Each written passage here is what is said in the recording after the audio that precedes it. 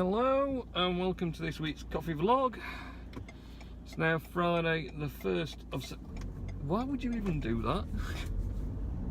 Thank you, mate. That's why I don't normally indicate when I'm setting off. Hey, some balmy person this size, they'll be nice and let me out. It's Friday the 1st of September. I'm heading home at a very jolly 5:45. And it's not been a bad week this week. Short week, of course, because of the bank holiday. I didn't actually get that much of a break on the bank holiday. It's strange. Not often that happens. Strangely enough. Because I embarked on quite a random Saturday morning mission of reorganising all my websites. It was kind of something I've been working up to, and as it was another weekend, another Saturday morning, I wake up early. So you get used to the hours you sleep and wake up, don't you? And then it just happens like clockwork, it does. So yeah, I got an early wake up, and I was sort of fiddling about doing stuff, and I decided I'd finally get on and move the c0ff33.co.uk website, which is, it's probably got about 17 years worth of Google page ranks. It's obviously the one that ranks the most, to the brand new website I built on c0ff33.com, but didn't move it over because I had loads of stuff left on the old store on c0ff33.co.uk. So that's just been sort of chilling out there, waiting for me to move it across, which I still haven't actually done. Nice one, Hyundai. Yeah, and you're not actually going to go across now after threatening to do it either. Very good. And what's it? Audi's trying to attack me from behind and fitting a gap that doesn't exist, and now the Hyundai's moved out into the other lane. No one knows which lane they're on. Friday afternoon, and he's moving across there now as well. It's chaos. Absolute bedlam. So yes, basically I'd not moved it for ages, finally moved it, and of course in doing that, I mean the aim for me is, from doing that, the new site will improve natural listings rankings, new pages on the new site, because it's kind of been struggling. It's been propped up a lot by AdWords, to be fair. Struggling to appear in the natural listings I was used to with the old site. Obviously went to a new one for better features for customers, and also better look, better feel, works and runs better, which it all does. But it's not so great if no one can find you. No matter how pretty your website is, if no one finds it, then you're just not going to sell a lot of stuff. Or you're not going to sell as much as you could do potentially. So yeah, moved it across finally, completely broke the old store on pennines.limited.co.uk, where it's now going to run on. And it was running already, because I'd hard coded so much of the theme and everything else to go to pennines.co.uk, and I thought I'd been through and eradicated that in the last year from moving to the new store, but I hadn't done it. It completely broke everything in the basket. So I had to rebuild the Pennine Limited, while just upload a completely stock theme from the shop provider for the old shop.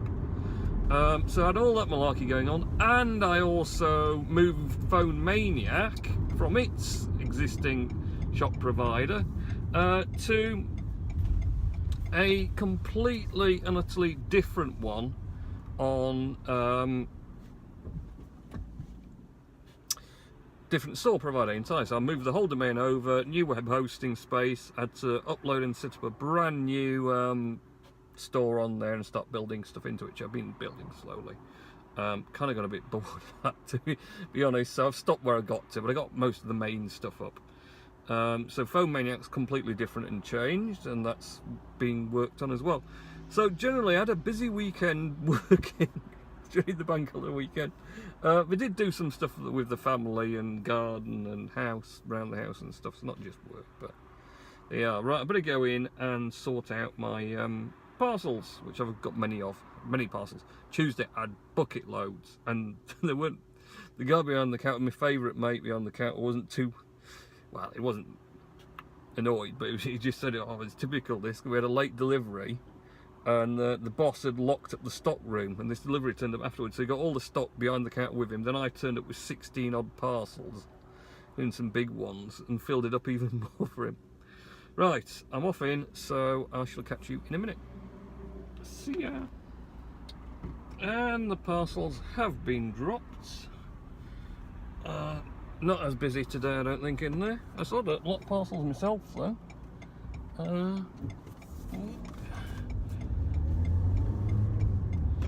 Off we go. A bit more sedated this week because I'm on eco mode.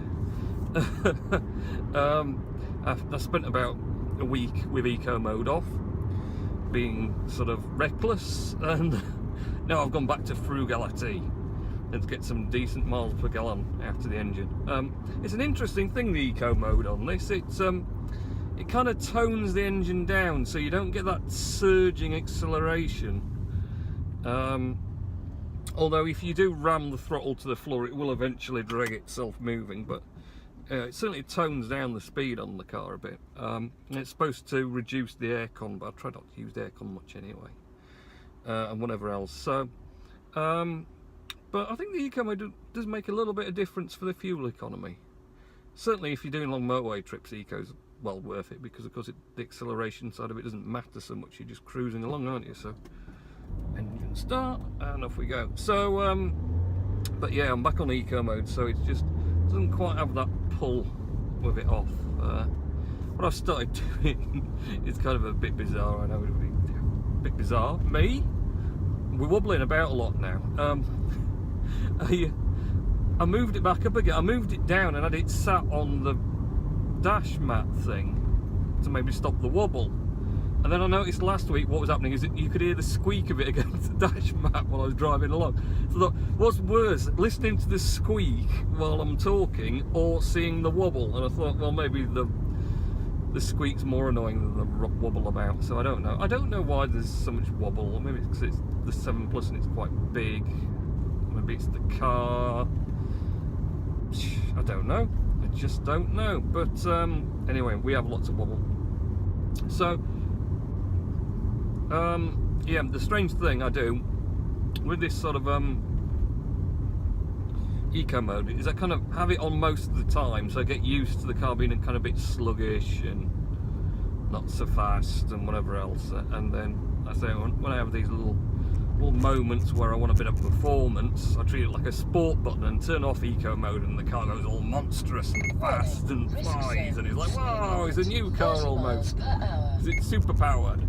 I'm entirely sure you're not meant to use an eco button like that at all, but that's the way I do it. And it's quite good fun to do that, you know, get used to the car not being very powered and then just give it that oomph, and it just gets a massive performance boost and goes nuts, which is quite good.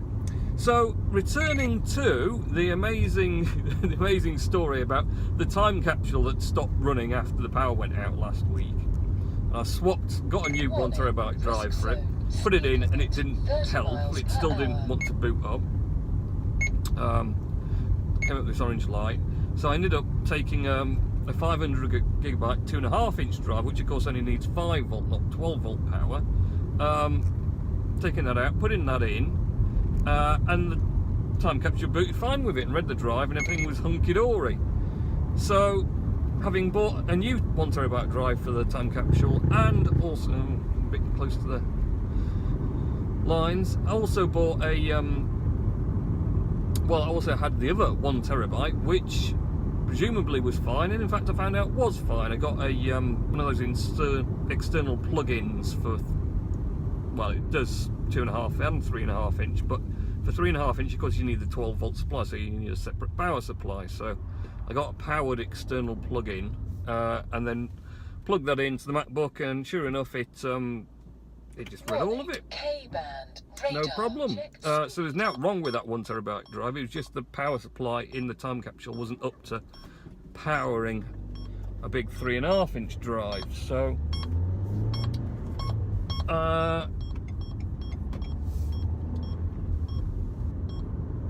left with two 1 terabit 3.5 inch drives, which aren't great for carrying about in external enclosures really.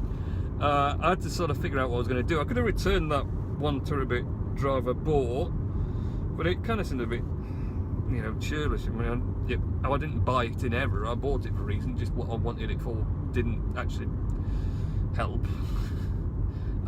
And being a seller on Amazon, you know, it does kind of cheese me off when people just randomly send stuff back with no good reason. Okay, now and again we get, you know, duplicate because it was a present or whatever. These big dogs there.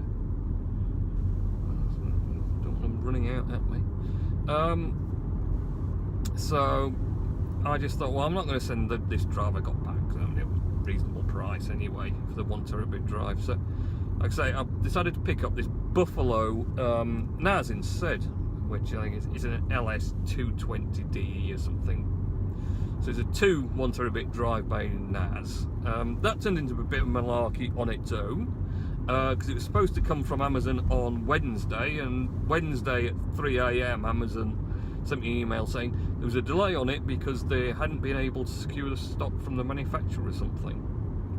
I ordered it last Wednesday, so I mean it was quite a delayed shipment for Amazon, but I mean I wasn't in too much of a hurry then. So, but then sort of them saying, oh, we've got a delay because we don't know when it's coming from the manufacturer. I was a bit like, well, now it's getting a bit.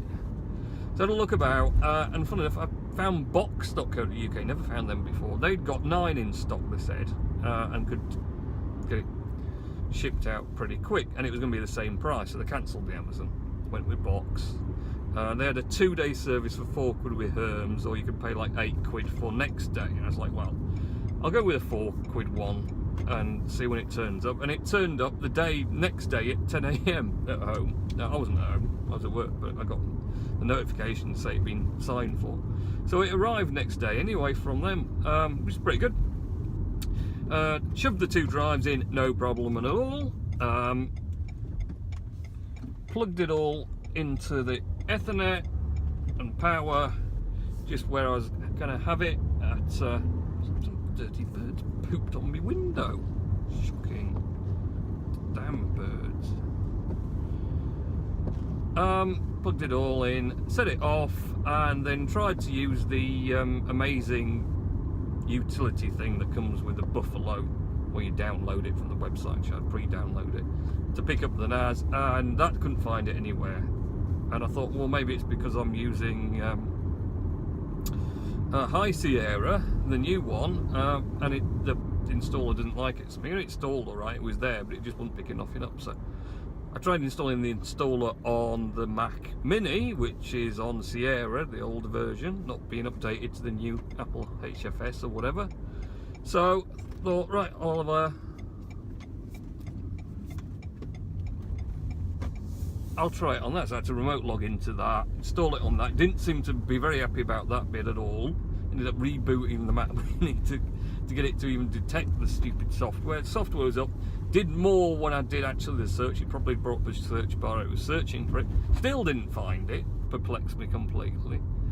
So then I go and get the app for my phone for the Buffalo thing, boot that up, and sure enough it finds it, but informs me when I try and connect, well, click on it to connect to it, it says it's in EM emergency mode, and you have to do it. I'm like, well, it's new when I follow the instructions, the quick guide, you know, plug the things in, plug it in, Ethernet, whatever else, boots up, Bob's your uncle. And it didn't do, so then I had to Google it. I Googled it, and it says, oh, look at the lights on the front. What you need to do is when it first starts up like that, it's got to have one light flashing for a couple of minutes, and then after the couple of minutes you have to press the function button at the back, and then another light flashes, and then you wait 15 minutes and it'll be visible on your network and it'll all be good. And so this was in some post because someone had said, oh, well, mine's doing really what mine was doing, exactly the same thing, wasn't visible on the network, and it'd done everything you thought that the instructions said, which it was true. So sure enough, I followed those steps that was on some forum in answer to what is problem, and it worked fine. So it must be just it definitely wasn't in that you had to, you know, have it running for 2 minutes and then press this function button and then it would go through whatever process it needs to start up. But there you are. So finally got it all up and running, and yeah, I've got to say it's pretty good actually. Once I got it working, both drives are running fine. Obviously for the do you know,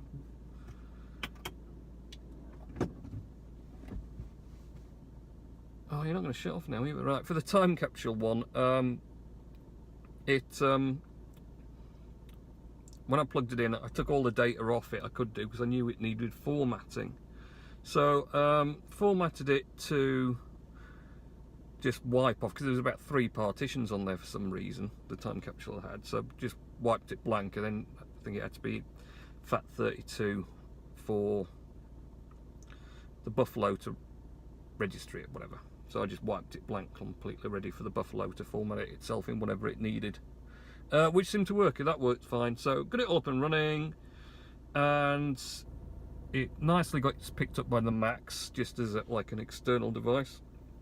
So connecting to it is a cinch, just using Finder on the Macs. So I was away last night, finally, once I've got it sorted out, moving all files across, and yeah, it's all good. I'm really liking it, actually. And that extra sort of 2 terabytes is going to be handy on the network. So I got a 2 terabyte plug-in to the Mac for doing these vlogs and videos and whatever else. But of course that's kind of limited, because you've got to plug into it, so it's just where I sit normally in the kitchen to do stuff. It'll be handy to be able to offload to this one when I'm elsewhere in the house and whatever else. So it'll all be good in the end. And also this Buffalo, you can plug in another USB drive, so if the time capsule does eventually give up the ghost, the drive that's plugged into that can then be plugged back into this one instead, so I'll get used to that way as well. So all good. Right, we better do Mr. Nellis's words of wisdom, and then I can oh no, I don't want to ring anyone. No, that's date, isn't it? That's wrong. Right, so let's see if his words of wisdom are coming through or not. I did email them to myself. Oh, here we are. Took a while, but I got it. I'm getting a bit blurry-eyed now. The sun's catching me. He's been to Leeds City Museum on Monday afternoon. He was singing Elvis Presley. This is Richard Nellis, of course, singing Elvis Presley on Tuesday evening at the Thevers, no doubt. 20th anniversary of Princess Diana's death on Thursday. There you are. The first anniversary of Gene Wilder's death on Tuesday. You like your anniversaries, Richard.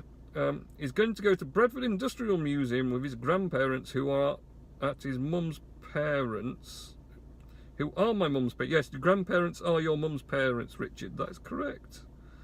As a big effort, which they have not been there before, on Saturday, right? David Woodhead's 58th birthday on Tuesday, and his brother Neil going to Philadelphia for possibly a week. Verde, the Man Revealed book coming this September 8th, and the new Halifax Library opening at 9:30 AM on Tuesday the 5th of September. That is good, the new Halifax Library, because it's going to be next to Square Chapel. And obviously Square Chapel now the coffee bar, and buy lots of coffee and other products of us. In fact, even more roasting this week for some more coffee for them. So, in fact, the library is going to be there, and the peat halls are now opened as well. They're just going to make them even more busier. So I'll be able to roast more coffee for them. Hurrah! Right, I'm off in now. So have a good week and weekend. Have a good weekend and week next week.